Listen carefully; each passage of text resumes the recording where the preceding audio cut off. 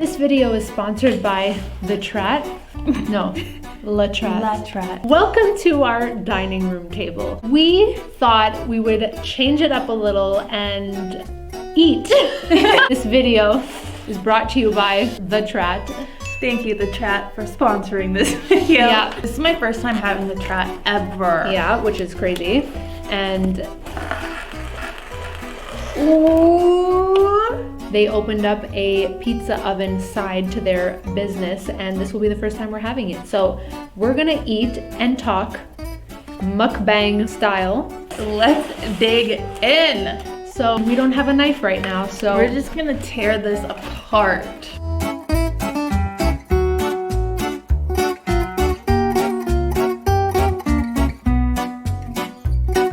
Today's topic is entrepreneurship. Woo! We're both entrepreneurs in a different way. Mm-hmm. I have a service I provide. She is the service. I am the service. Has a service she provides as well. And it's literally just myself. Either acting or posing. Modeling, or now YouTube, even Instagram and TikTok, any social media stuff. I'm selling myself. So we thought we would get into today how our businesses are different and how they're similar and how we got started. If anybody is interested in starting their own business. And certain traits and qualities that you need Yeah. to start your own business. Just tell us how you started your own business, because that wasn't something you've always wanted to do. It just kind of like happened and came to you. Mm-hmm. So walk us through that whole process. Video editing was something I always enjoyed doing, and you are a part of witnessing that, because when we were younger, Oh my gosh, yeah. for those of you who don't know, we're best friends for almost 15 years. And when I got my first laptop that had a webcam on it, we would film ourselves doing our dances and our music videos and cheerleading and Yo, I wish we still had those where videos. are those videos, Oh okay? my gosh. That's what I want to know. Those videos were so good. We would make music videos to different songs that we liked, and we'd do like different dances. We would and make stuff. up dances. We would like do that for the evening, and then we'd go to bed, but I would be editing. Mm-hmm. And then by the morning, I'd be like, look what I did, guys. And I would show my sister and Laura. You were just always really skilled at editing. And then I you took communications. Yeah. So Communication? we were both in theater all of high school. Like, we were always part of the drama club and drama class, doing the optional school plays, the talent shows, the singing for no reason at the Christmas fair. Everything. Anywhere we could be performing. We just put ourselves in there. Yeah, we just did. In college, CEGEP, which is after high school for Quebec people. I'm like dipping my I know, me crust too. into- Hopefully you don't mind that we talk with our mouths full. We don't normally do that, but it's kind of hard to eat and talk at the same time. Was in communications there and in a theater workshop program where, again, we were performing, and I did a darkroom photography class. Yeah. Just to say that I was in that world of like creative and like, you know, Mm-hmm. performing and camera and shows and all of that stuff. And then after that, I didn't have any interest in going to university. Nothing stood out for me. So I didn't, and I went into hair and makeup school, where I was like, okay, what is something that I enjoy doing? And I was good. I was always doing my friend's hair. Mm-hmm. Every time we would hang out, it was like, let me do your hair, let me do this, let me do that. You just genuinely enjoyed it. Yeah. Like, you were good at it, but you also loved doing that for other Yeah, people. I really did, like the styling and everything. So I went to hairdressing school for a year, and then at nighttime I would go to makeup school. So I tried to get it all done at the same time. Damn true. Yeah. Wow. It was pretty intense, but it was great, and I'm glad I have that skill because it definitely helps me in what I do today. And after graduating hairdressing and makeup, I had a little mini in-home salon. I got a hairdressing sink at my mom's in the basement. I had a hydraulics chair, and I would start to do people at home, and it was fun, but I wasn't like crazy about it. I was like almost, some clients like dreading doing it. So that was a sign like, okay, maybe I enjoy doing this, I could be good at it, but maybe I'm not extremely passionate to do it as a career. At that time and place, my parents opened up a real estate office together, and it was 5 minutes from where I lived, and they needed some help in the reception department. And they said, can you just help out a couple times a week? And I was like, sure. They were launching an office and opening it up brand new, so being part of that was really fun, and seeing it grow was really fun. And then when they needed the part-time position to be full-time position, they'd be like, you seem like you like it. Do you want to have the full-time position, or do you want to continue doing what you're doing? I'm like, I actually want to do this. Like, oh wow, yeah. So then broker services and broker management, and then I was assistant to the team leader, CEO, and then I was assistant to the accounting department, and I took on a lot of roles. One of the things that I took on was, since it was my parents' office, I was like trying to help them grow, so I would do little videos of their training sessions and any promotional content I could help them out with. I was like, let me do this for you, let me do that for you. And then the love for filming and editing kind of came back and got reignited. As the weeks went on, I was getting better and better, and then I was filming things a couple times a week and then editing things on the side, not part of my job description. And then 3 years later, working at the office, I realized, what if I could do this, but do only the clients, like do the events I want to do and work for myself.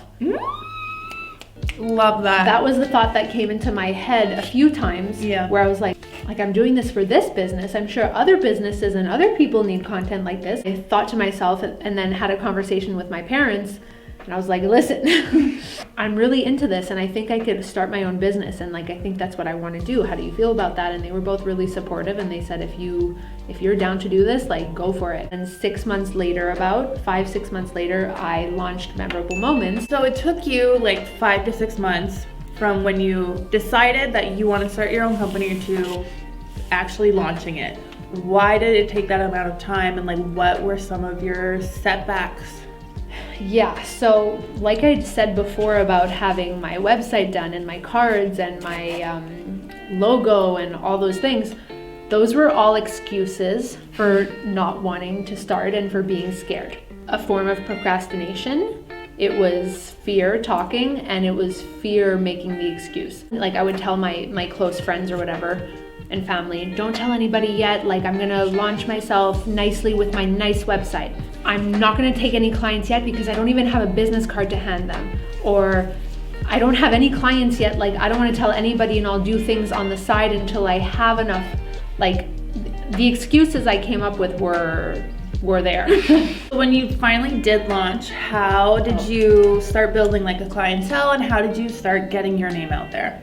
I started to do videos for free. I started to talk to my friends that wanted to support me. And support me, I mean, not just let me do a video for them and then they get to keep it for free. People that wanted to promote me. My friend Carolyn, who I actually met in hairdressing school, so we've stayed friends all this time. She has 4 kids.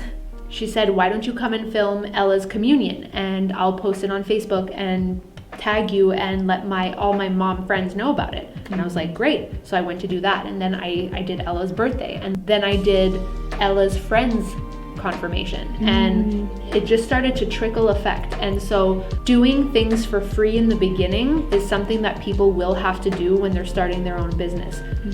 Whether it's giving free samples out, giving free product out, giving free videos out, giving free photos out, giving things for free just to like get your name out there is like, you just have to do it sometimes. You have to. So basically that's how I started. That's what I was doing before.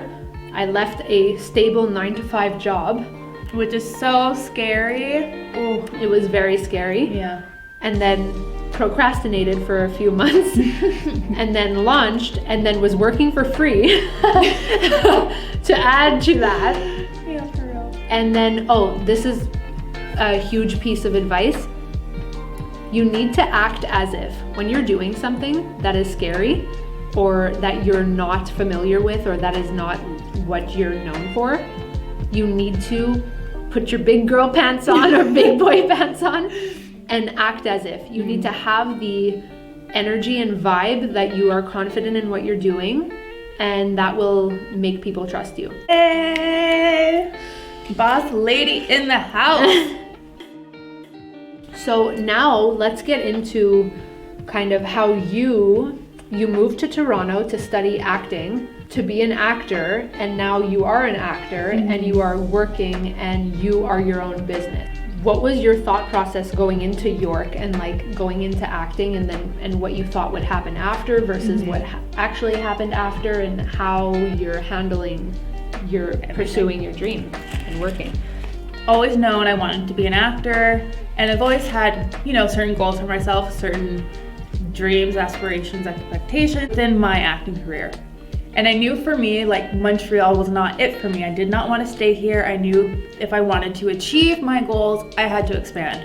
And I also wanted to continue studying theater, continue learning and growing. And so I decided to use university as well as a way of like getting myself out of Montreal, going to a new city, and it made it a bit less scary because I knew I was gonna meet people in university. I knew I would like make friends eventually. That was the scariest part, just going to a city where you knew no one. I didn't know a single person. And I remember leaving Montreal, getting in the car with all of my stuff, leaving my house, and I had the worst pit in my stomach, and like It must have been so scary. It was so scary, and in my head I was like, Laura, this is a mistake, you're making the worst mistake. And like my first year in Toronto, I absolutely hated it. Really? Hated it so much.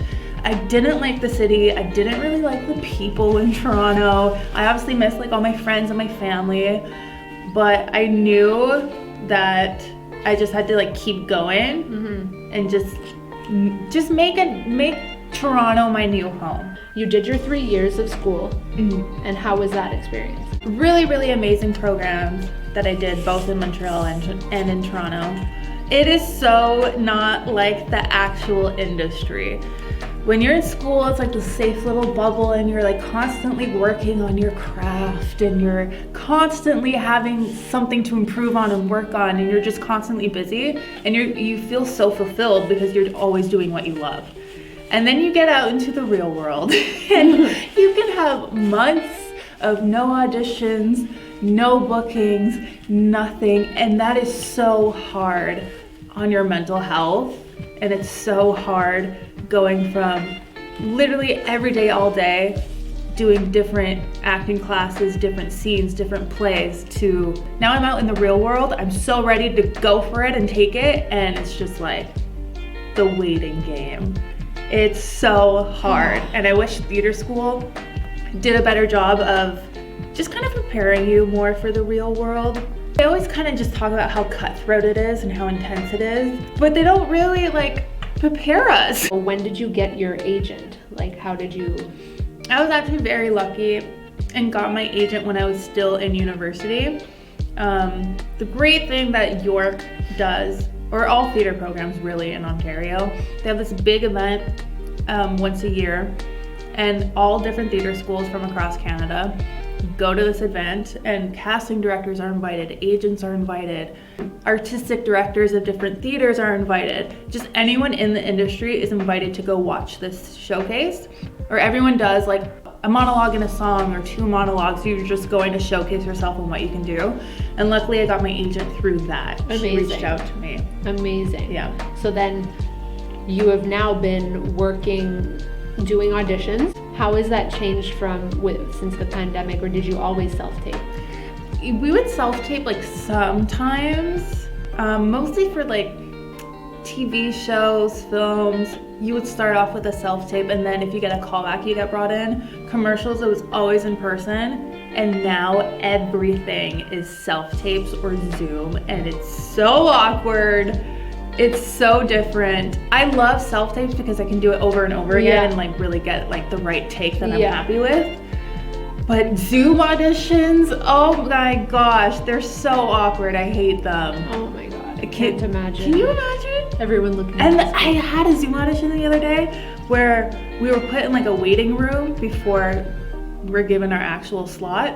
But they had us all in the waiting room together with our like mics and cameras on. So I'm there with all the other actors on Zoom. It was just so awkward. Gosh. I did not like it. I like turned my mic and camera off. I was like, no, not doing that. So awkward. And how do you organize your life so that your business functions well, you have another job, you have your modeling, you have your acting, you have a condo. Like, how do you manage everything? Yeah. And manage your business? You are your business. Obviously, a lot of artists have another part-time job. We call them Joe jobs because, you know, the industry is very up and down. You can go months without getting a gig, so you need a stable source of income. So I have another part-time job. But I just made a promise to myself that I would not let that part-time job take over, because obviously I spend a lot of my time there. I love the people that I work with. I feel some sort of like loyalty to them, but I promised myself from the get-go I would never let it get in the way of acting. So anytime I have an audition, I'm just very upfront with them from the get-go. I was like, hey, I'm an actor, I'm a model, I sometimes get really last-minute auditions. If you're cool with me switching stuff last minute, great. If not, this isn't the job for me. Yeah. And you just have to be really upfront and blunt. Yes. And when I am at my part-time job, I make sure that I do a good job so that I'm an asset to them, so that they will bend over backwards to help me go to my last-minute auditions and stuff. Yeah. Like, for sure. you have to make yourself valuable. You as an actor and a model provide a service as well. So how did you go about expanding your social media and promoting yourself? Like, when did you start, and how do you maintain it? What do you do? I started when I was still in university. I actually talked about this in my How to Become a Model video, so go check that out. I started modeling when I was in university, and when I would get the photos back, I would start posting them on my Instagram just because I liked them and I wanted to post them. And more as I started doing shoots, I would just start posting mostly just modeling photos on my Instagram. And now my Instagram is all modeling, acting photos. Like, I very rarely post like personal stuff on there, because I really truly viewed social media from the get-go. I knew it was a tool to expand my business, which is myself. So I constantly have to be posting myself and my skills as an actor, as a model, so other people can see and want to hire me. And I've gotten like countless of jobs just through Instagram. Yeah. It's a game changer for anybody in business. Yeah, literally. Gotta promote and sell yourself. Yourself. Ba-boop beep, ba-ba. It's dessert time. Ooh, I'm so ready. For my fellow Italians out there, you know what this is. For you non-Italians, you don't know what this is. This is a Zeppoli. The only place you want to get these is the Trat. Laura, I would like you to eat half and then I'll eat half, but not more than half. This is a little twist on the original Zeppoli. There's a bit of Nutella in this one. Ooh, I gotta get a best of both worlds. Oh my god. They only make this 2 times a year. Easter and Christmas. Y'all, you're in for a treat.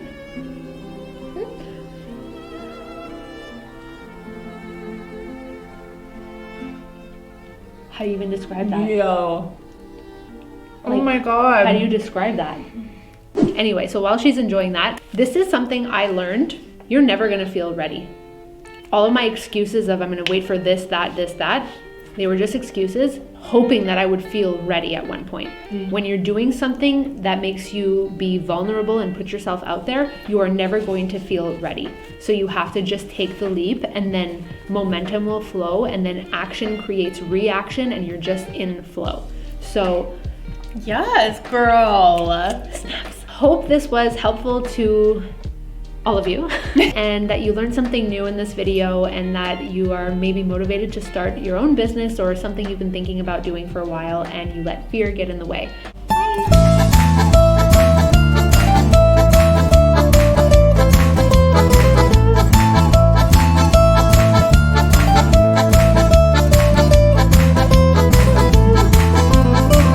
So let's get into it. Let's get into it. Just repeating what you say. So let's get into it. Let's get into it.